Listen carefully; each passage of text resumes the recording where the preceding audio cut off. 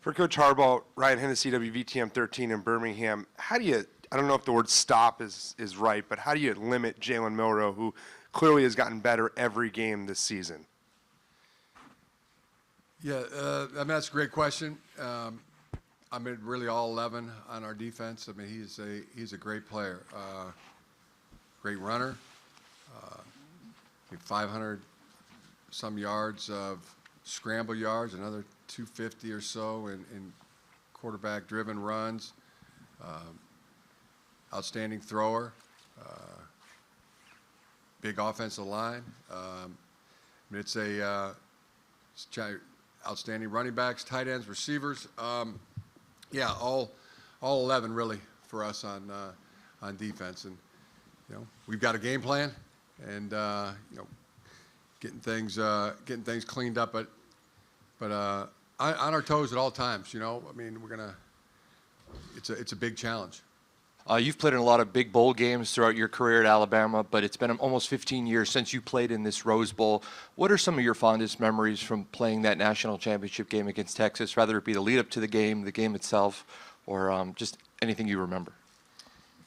Well, the Rose Bowl has always been a first-class granddaddy of them all. Growing up in the Big Ten for 12 years, it was always the goal to be able to win the Big Ten and get to the Rose Bowl, so that's sort of special, and it was special to play in that game. But really haven't thought a whole lot about it. There's a lot of challenges that go with this game, so we've been trying to focus on what we need to do to be able to go out and execute and play well in this game against a really, really good team. So I don't reminisce much about what's happened in the past. I'm kind of looking forward to today and the next day, so we just got to take it one day at a time. Our next question is going to come from all the way in the back on the right.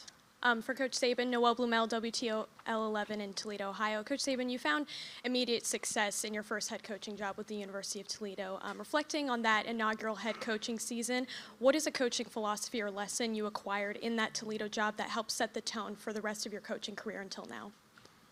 Could you repeat that? I couldn't hear it very well. Yeah. Can you repeat the question, please? Yes. So you found immediate success in your first head coaching job at the University of Toledo. And so reflecting on that inaugural head coaching season, what is a philosophy or coaching lesson you learned in that inaugural season that helped set the tone for the rest of your coaching career until now?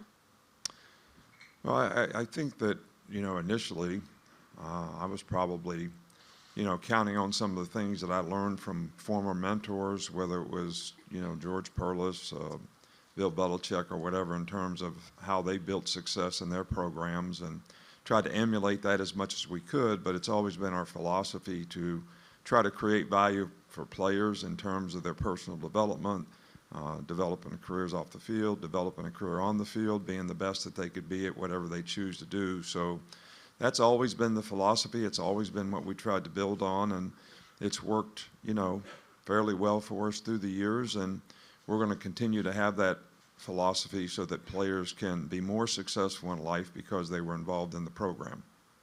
Here. Hey, question for Coach Harbaugh, Jamal Kennedy, WSFA 12 News in Montgomery. For a lot of the year, your team has been one of the best two teams in the country, but now, no pun intended, Alabama comes in rolling with a lot of momentum, maybe even overshadowing your team a little bit. Are you sort of maybe embracing, I guess, maybe an underdog type role, or maybe teams or guys are maybe not talking about Michigan as much now as you get ready to face Alabama? There's a lot to unpack there, but just excited for the game. Feel the team's in a good place, and we're things we've learned from being in this in this game for the last couple of years. We're applying those. Just really locked in. We're ready to go, ready to play. It's going to take one more day, though. We still need this day to clean up a few things, but feel like we're in a really good place. Chase Goodbread with the Tuscaloosa News for Coach Saban.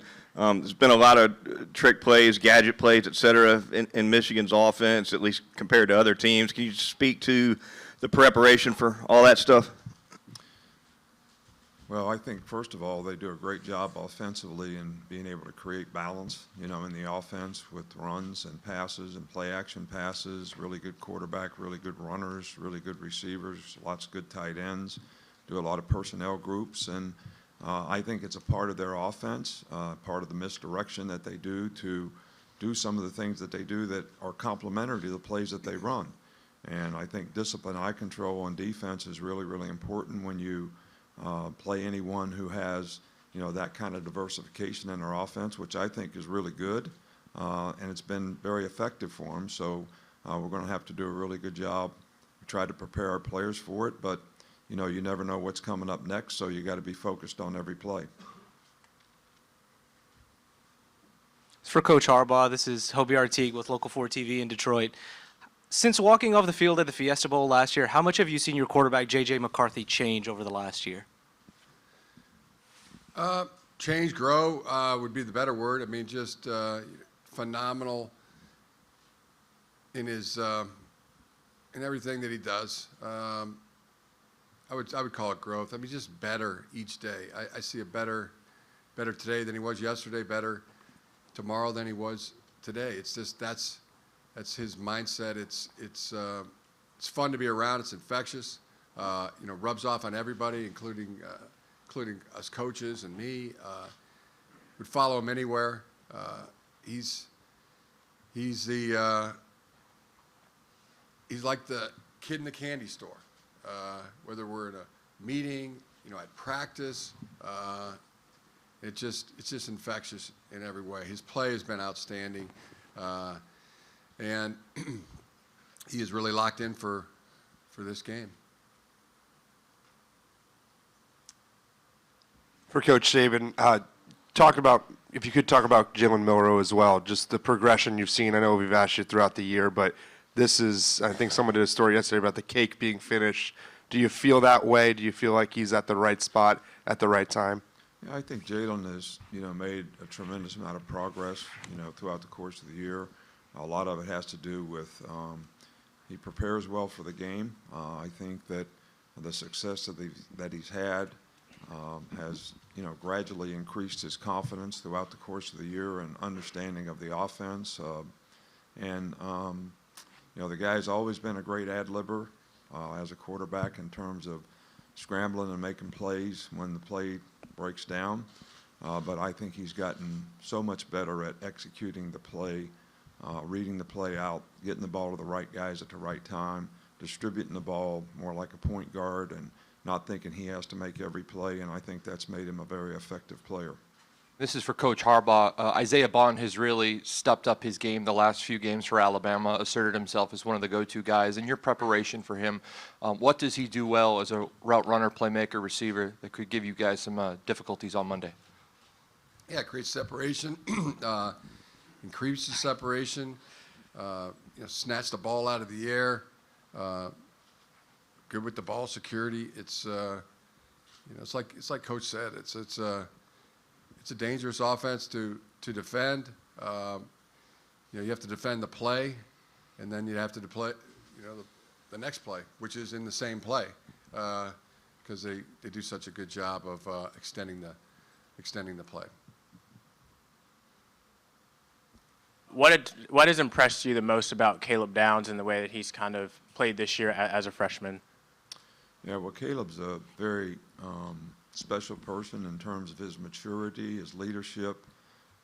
He's sort of a driven guy to really learn and grow and understand. I've never seen anybody make a commitment to the first day he got there, coming up in the office every day, trying to learn the defense, learn the coverage, learn the adjustments.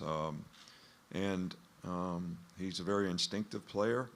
He loves playing football. He's a great competitor. So, and he's played really, really well for us, all season long, probably as well as any freshman player we've ever had in the secondary. I asked a lot of the players yesterday what their favorite moment was from the season, and a lot of them said the 4th and 31 play in the Iron Bowl. It seemed like a very pivotal moment for the team. What did you specifically learn about the team after that game? Team after which game?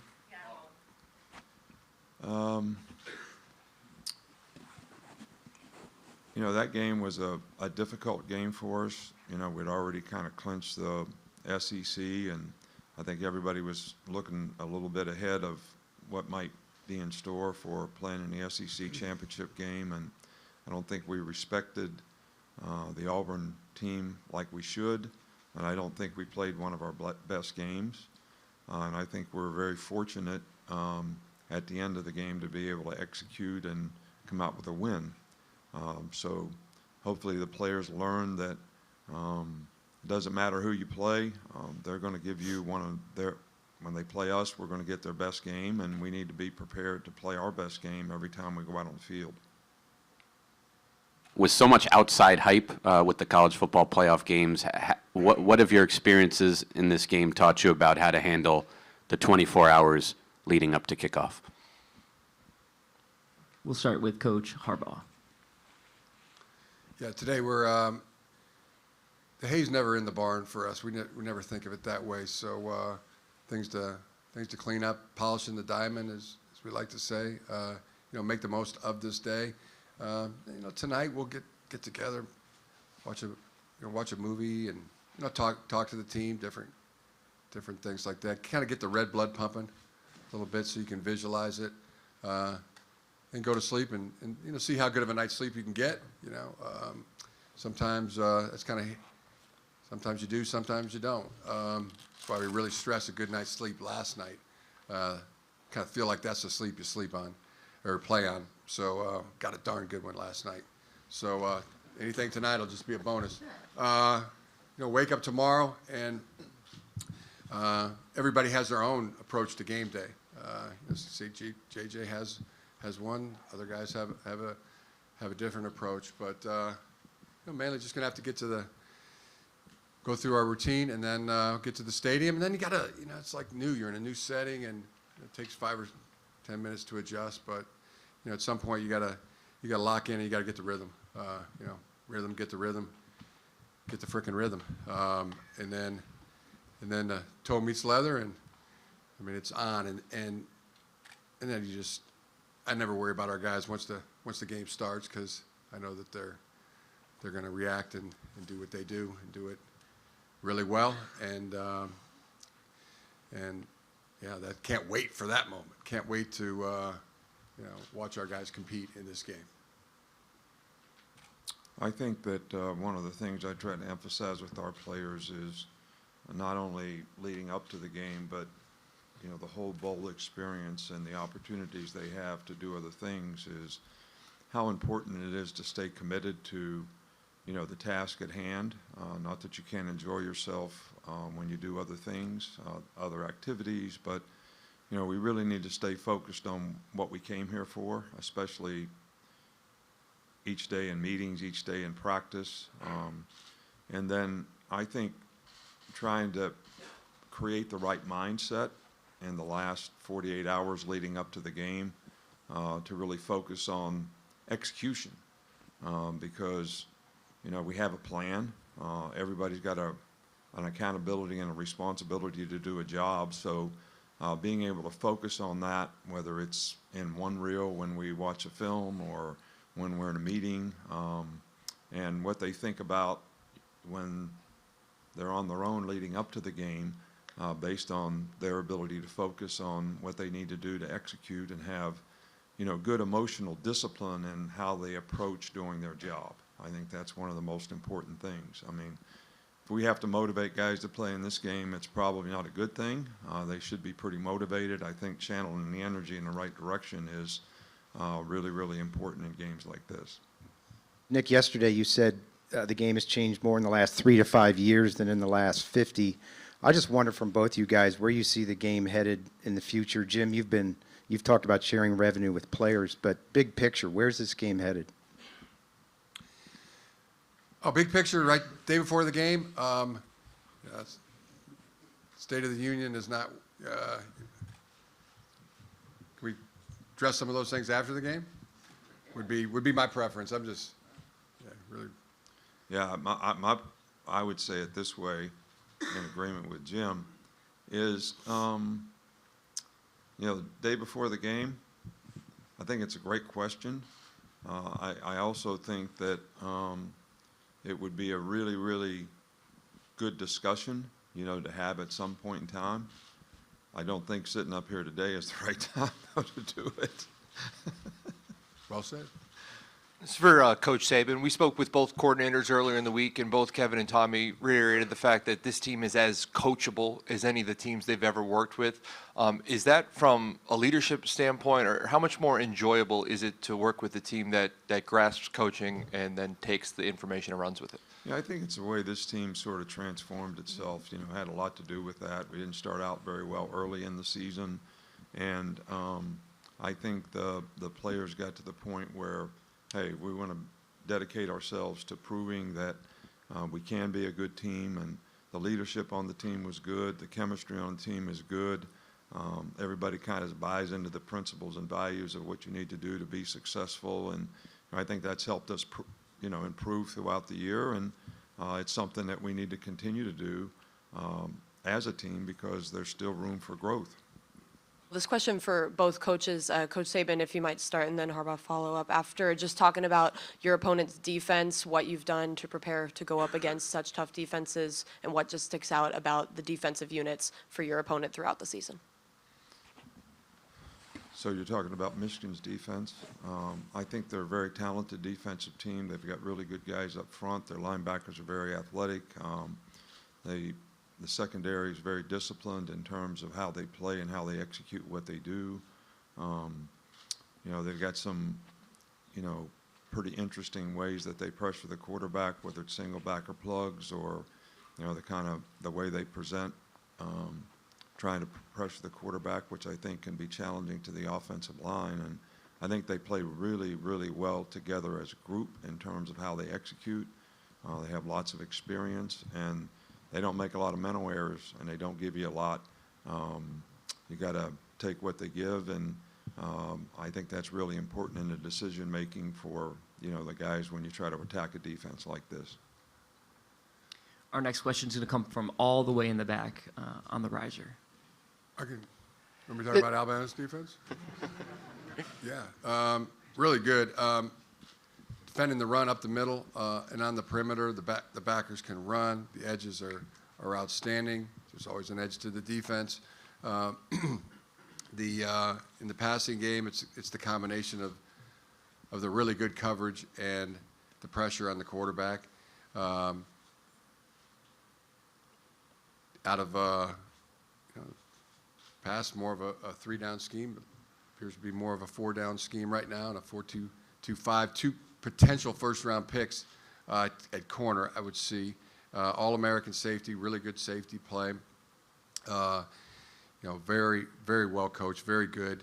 Not so much of the split safety coverages as we look to face them right now, but that combination of pressure and really good coverage, I mean, there's no real weak points to attack in the defense. So we're going to have to play really good on offense to be able to move the ball.